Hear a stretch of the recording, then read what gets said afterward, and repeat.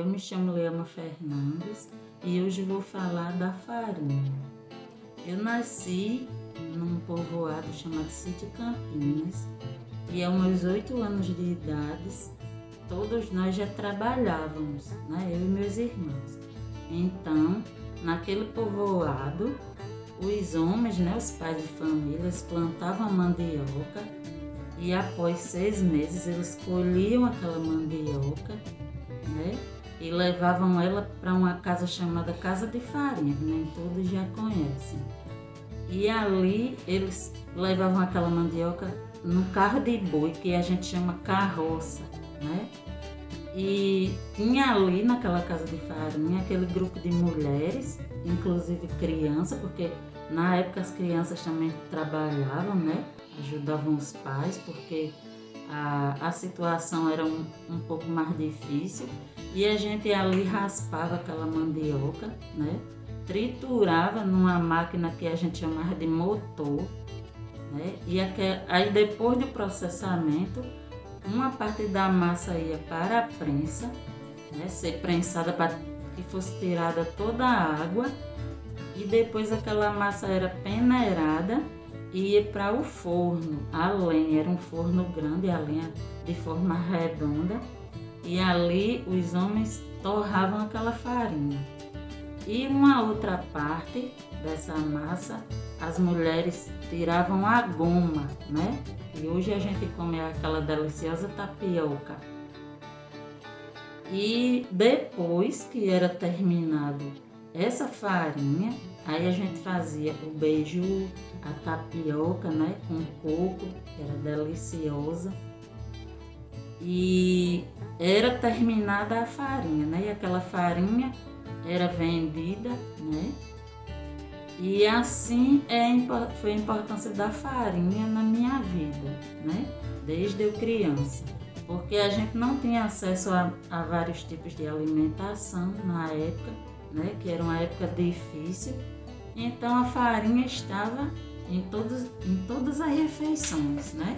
Era no feijão, era no pirão, era farinha com melancia, era farinha com manga, tudo que a gente conseguisse de fruta, de alimento, então a farinha estava sempre presente, né? No café, a gente comia café com farinha, fazia o café, aí o café ainda quente, a gente botava farinha dentro do copo e comia, né?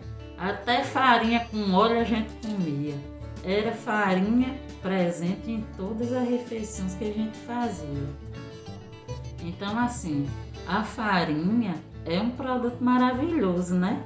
Porque podemos fazer vários tipos de comida com essa farinha.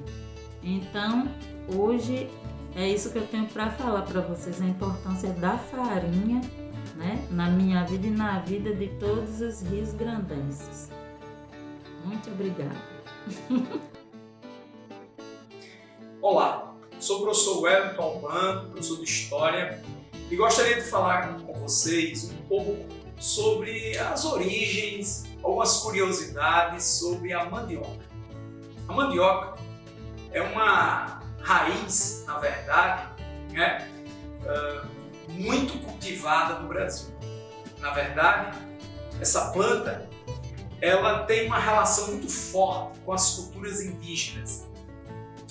Por ser uma planta extremamente adaptada ao clima do semiárido nordestino, nós temos no Nordeste o maior produtor de mandioca e de seus derivados.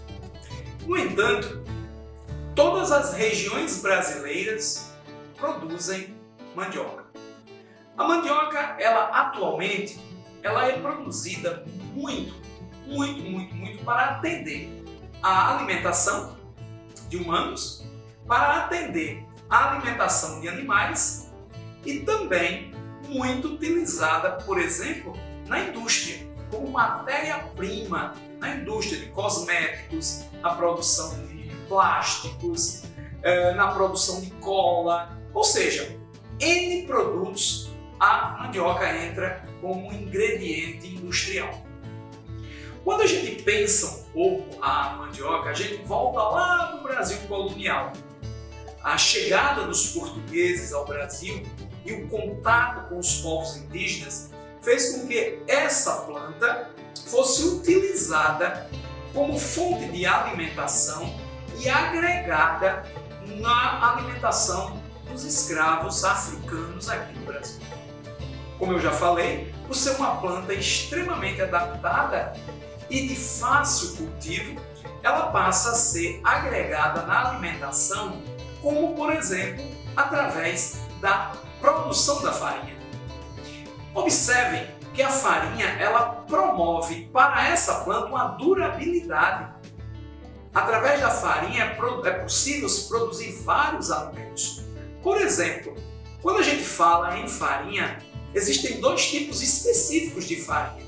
Sabia disso? A farinha comum, a farinha natural, que é muito utilizada, por exemplo, na alimentação básica, principalmente das camadas populares, e a farinha temperada, conhecida também como farofa, que recebe ela, digamos assim, tem um valor agregado e ela passa a ser utilizada com um valor maior nas classes médias e classes altas.